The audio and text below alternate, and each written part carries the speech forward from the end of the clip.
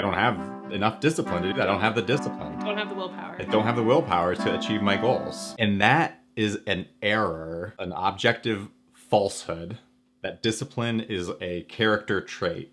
It's like not something that you're either born with or not born with. Or I have it or I don't. No. Discipline is a skill set. And you can master that skill set. You can develop that set of skills just like any other set of skills. It just requires practice. And learning the techniques we discuss in our videos about like the best practices, both James Clear in Atomic Habits and Michael Hyatt in Your Best Year Ever discuss the best practices, selecting from those best practices, those techniques, the things that work for you. That is the bedrock of discipline. It's just a matter of learning them and then getting practice applying them. That is what discipline is. Not like an immutable trait that like, well, that's just all there is to it. I don't have the willpower. Like you can have the willpower. You just have to apply yourself in developing this skill. Right. People who have great self-control are people who eliminate those temptations. So when a temptation that they truly can't anticipate or can't control is presented, they come at that with a full reserve of self-control, right, rather than I'm already tapped out. And like if I'm wearing myself down, or I'm letting myself be worn down, and eventually I'm going to give into some kind of temptation, whether that's sleep in, eat the cookie, spend the money, like whatever the thing is that you're trying to, a bad habit you're trying to resist. You can't just work yourself up on December 31st and say, this year I'm not going to do that anymore. Right. You have to take steps to eliminate or reduce the temptation. Right. No, and I think that's really interesting to think about it as that self-control is a finite resource, because I hadn't thought about it that way. But it like resonates with a lot of the things that you are taught to do when you are trying to build better habits. So for example, like if you're trying to eat healthier, they tell you to take all of the junk out of your house, because if it's not in there, it is easier to resist. First of all, there isn't temptation. And then like you said, like if there is temptation, it is in limited doses. You have a better ability and a clearer mind to make decisions as opposed to being around it all day long. Yeah.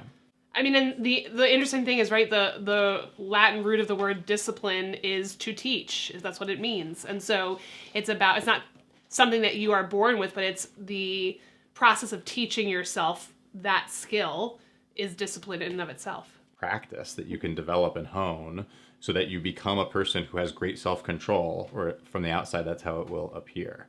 It's important to bring things that we routinely think and say to ourselves in our minds out of the shadows, out of our subconscious, and into our conscious. Once we've taken an assessment of the kinds of things that we're telling ourselves, we need to start aligning them with an abundance mindset, abundance thinking. In his book, Atomic Habits, James Clear talks about this list of characteristics that differentiate scarcity thinkers from abundance thinkers. And these things map to Michael Hyatt in Your Best Year Ever, but he talks about limiting beliefs versus liberating truths. These are things that motivate you to be the person that you want to be and not hold yourself back based on the things that you've told yourself. So for instance, you aspire to go to the gym more.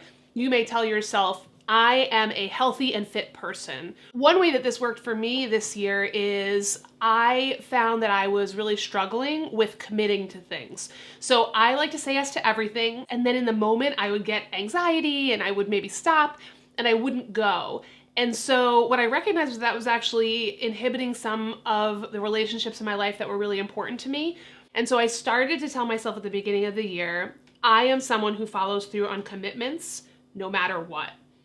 And saying that to myself, I was then able to kind of change how I was thinking about things. So when something would come up and in the last minute I would get anxiety and I'd say, oh, I might not go, I would tell myself, I am someone who follows through and does what I say I will do every time. And 90% of the time, that was the thing I needed to get over the hump and get out the door. And I think that it's resulted in more trusting and deeper relationship with my friends as I've been able to move past some of the things that I was telling myself that I really wanted to change. We want to cultivate a mindset where we are grateful, optimistic, and see challenges as opportunities. We want to identify any place in our life where we have a bad habit of feeling entitled, which is to say, we say things to ourselves like, why can't I catch a break? Why aren't I getting what I deserve? Why am I? Everybody else has, has the 2024 car, and I'm still driving my old 2015 Chevy Traverse. Hypothetically. Right. That's the kind of negative, entitled thinking. Right. It's not helping you. It's only holding you back. I just want the VW Atlas. Not in our budget.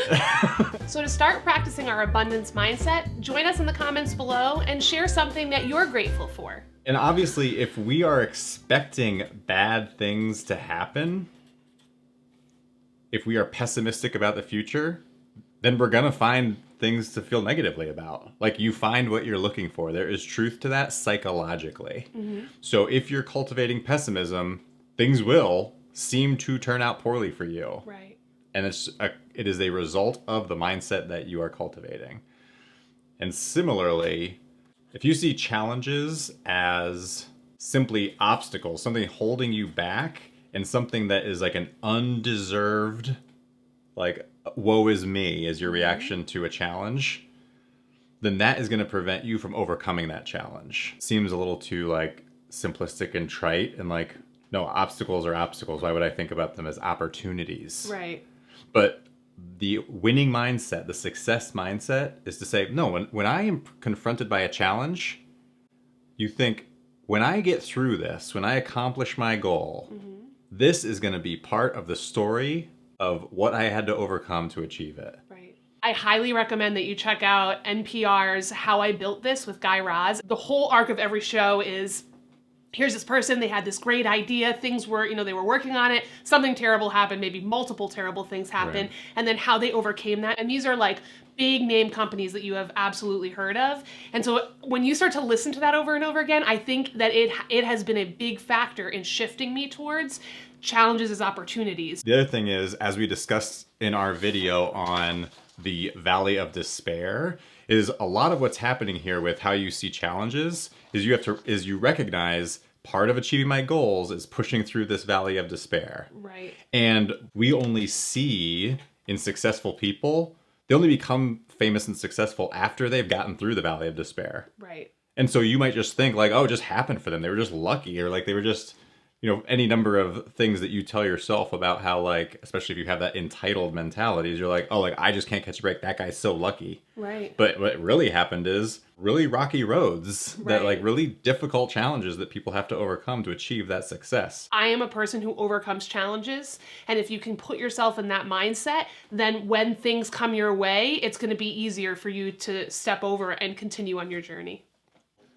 If you want to get better at setting and achieving your goals, making your vision a reality, you need to recognize that there are a bunch of pitfalls that we routinely fall into. We've talked about in our video on common pitfalls, like, here's what holds people back, and understanding that landscape so you can better navigate it. Now, we've just finished our conversation around, do you have the right mindset? Are you perceiving yourself and the world around you in a healthy and productive way that is going to empower you to achieve your goals? So join us for our next video, where we're going to talk about the relationship among our vision, our goals, and our habits that make our goals a reality.